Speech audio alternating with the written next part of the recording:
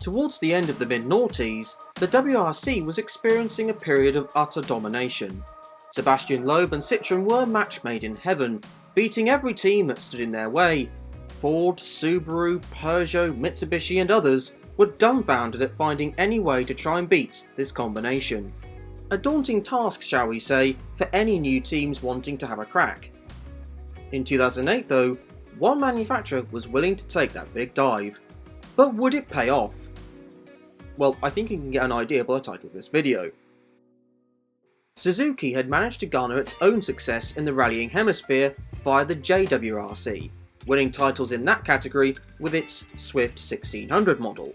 It was decided that a venture into the WRC itself with an all-new car was worth a go, ready for a full season attack in 2008, after being revealed to the world at the 2006 Geneva Motor Show. The model that would be utilised? The SX4. A small car that in the real world had some level of off-road functionality, with the closest comparison being to the Fiat Panda 4x4 perhaps.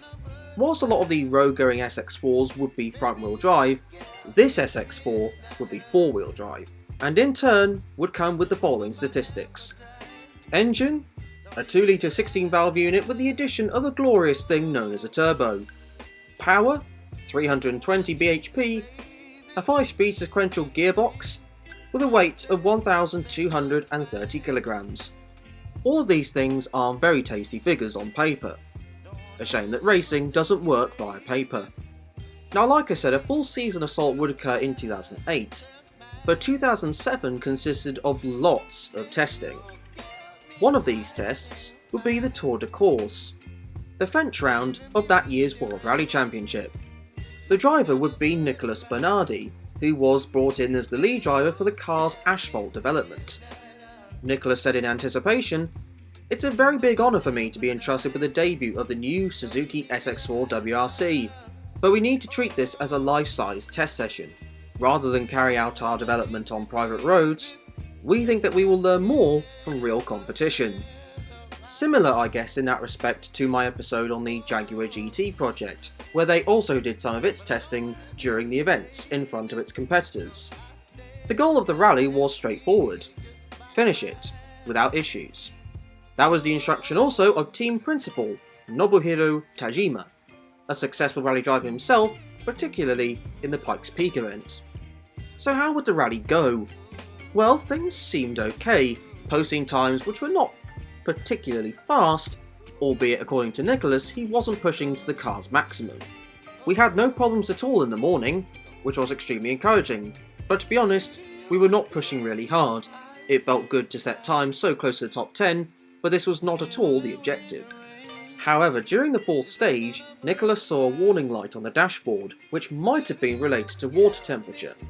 He decided to retire the car to save the engine, as the signal with the team back at the service park was suboptimal.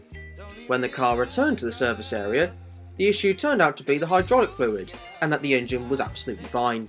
The car resumed the event under the Super Rally rules. On the Saturday though, it suffered a fuel injector issue.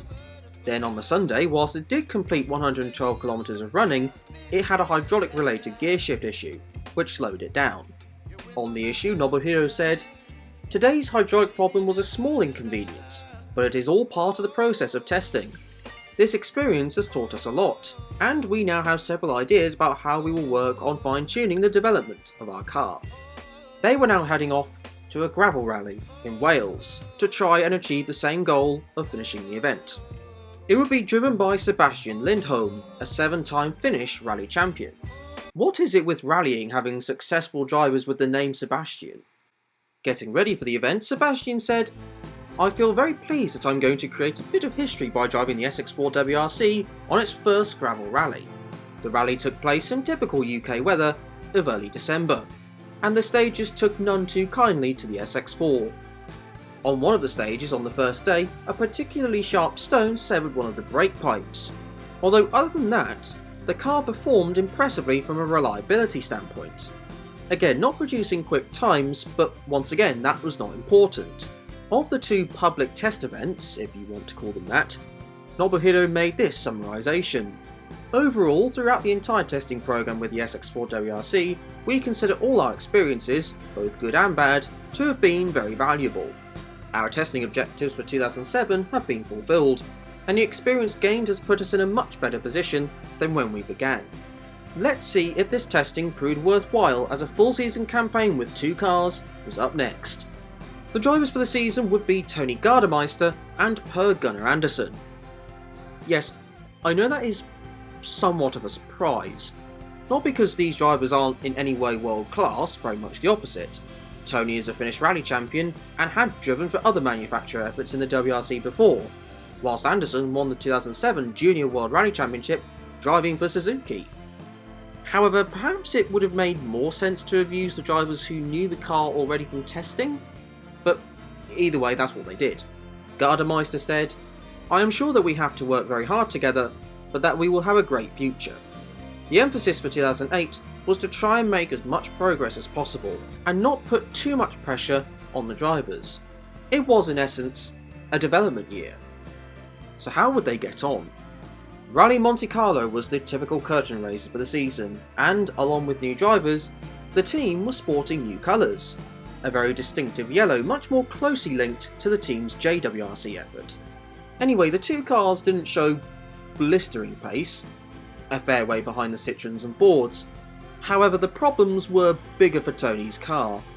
Limited turbo boost had slowed the Finns' pace down. Then the team later retired the car after the engine was overheating, and they decided that it was better to prevent further damage to said engine. It was better though for Per Gunnar Andersson, who finished the rally in 8th place, earning the team's first point of the year. It did finish over 11 minutes behind the winner, but that wasn't massively important. Getting a point was an achievement in itself. For Sweden, the aim was to get both cars in the points. As Nobuhiro said, "This is a very tough objective, but we would not set it if we did not think it was achievable." So did they achieve it? No, but there was an improvement though. Gardemeister finished the rally in 7th place, collecting 2 further points, finishing over 10 minutes behind the winner though still. Sadly for Andersson, the rally was over by stage 4 with a head gasket problem. From that moment on though, things were looking pretty bleak. In Mexico, Gardemeister suffered a throttle problem, and then Andersson had an engine issue where the car seemed to lose more and more power as it went on, with both cars not finishing the rally. Argentina was also tricky, and that's perhaps me being a bit kind. An engine sensor issue befell Andersson before the event even started, and then he had a suspension failure. Whilst an exhaust issue meant that Gardemeister couldn't hear the pace notes from Tommy Tuominen, his co-driver, he then hit something pretty solid enough to break the suspension, and then later on the car would be rear-wheel drive only. Furthermore, hydraulic problems led to the car being retired. Other than that, it was a fairly quiet event for them. In Jordan, Andersson went off the road and got stuck, whilst an oil leak meant the engine wasn't too keen on functioning anymore in Gardemeister's SX4. In Italy, Gardemeister had gearbox issues and was late out of service. He then hit something, breaking his rear suspension, costing himself 9th place, which is where Per Gunnar Andersson would finish. Other than a small spin, a clean weekend for this SX4, giving it its first top 10 finish since Sweden 4 rounds prior. Greece would be where both cars would be classified for the first time. Andersson could have finished higher than the 11th place he earned, but broken suspension prevented a potential team best of 6th place. Tony would finish 9th. Turkey would be a double DNF once again. However, there were signs of promise amongst the sea of recent misery for Suzuki. PG Andersson managed to get the 4th best stage time on stage 8. Stage 11 though is where both cars would end their journeys. An electrical issue for Andersson, a broken radiator for Gardemeister, who earlier in the rally dislocated his shoulder. Onto perhaps the toughest event of them all, in Finland. And at long last there were signs of optimism that had been fulfilled. To an extent. Not on Andersson's side, he had an engine change and multiple offs during the rally, and then retiring. But Tony collected 8th place for the team at his home event. Germany was a fairly tame affair for Suzuki, with both cars finishing outside the top 10. New Zealand yielded the team's first occasion where both cars scored points. Andersson collected the team's best finish so far, 6th place. Gardemeister meanwhile finished 7th, despite losing hydraulic fluid after an impact earlier in the rally. I mean, I don't think they'd be getting glasses of celebratory wine out yet, but I imagine that spirits were raised. Spain was troublesome once again. A spin for Tony led him to a 13th place finish, whilst Anderson crashed on stage 2. France was next, the site of the SX4's first rally the year prior. Gardemeister showed respectable speed until a fuel pressure issue cost him a potential points finish. Anderson also lost a potential points finish after having another accident. If there was an event to do well at though, Japan would be it. And funnily enough, as it turned out, that's exactly what they did. 6th place for Gardemeister, a team best 5th for Anderson, and that was despite a puncture as well for the Swede. They were also, comparatively speaking, just over 5 minutes off the winner's overall time. Visible progress was beginning to be made. The final round in sunny UK was another source of hope coming into 2009. Anderson scored another 5th place finish, and was just over 4 minutes off the winning overall time. Things were starting to finally click in harmony for the SX4. It had been an expensive and at times dreadful season for Suzuki. However, could they go into the new year with optimism? Absolutely. Team manager Paul Wilding said of the 2009 aspirations, "With the experience of 2008 behind us, it should put us in a position where we can start to regularly challenge for top 5 positions. The car, the SX4 World Rally car, is very good. The drivers are still very positive about the car, the team's very enthusiastic, we believe we've got a good package, and we believe that we can deliver the goods." Unfortunately though, those words would later prove to be just words. On the 15th of December 2008, Suzuki announced that they would be pulling out of the WRC. The reason that was outlined in the statement for its withdrawal was down to that year's financial crisis.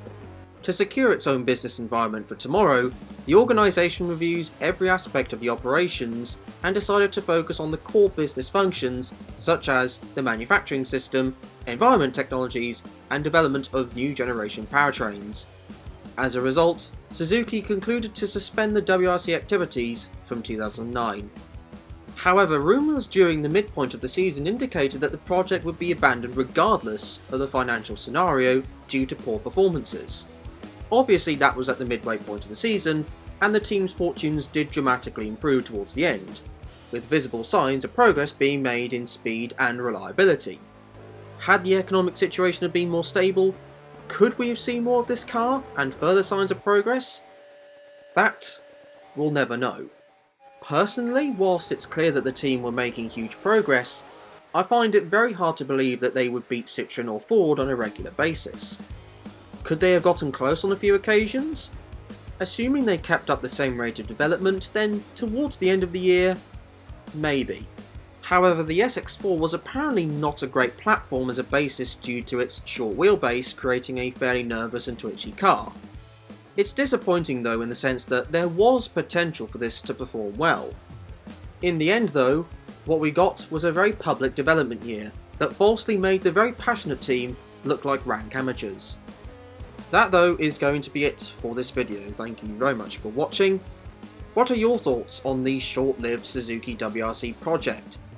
Did you think there was more unlocked potential, or do you think it was destined to be an unmitigated disaster from the very outset? Say your thoughts in the comment section down below. Also, if you did enjoy this video, I'd be enormously appreciative if you did hit the like and subscribe button, as these sorts of videos take a long time to make. With all that being said though, be kind to each other and enjoy the rest of your day.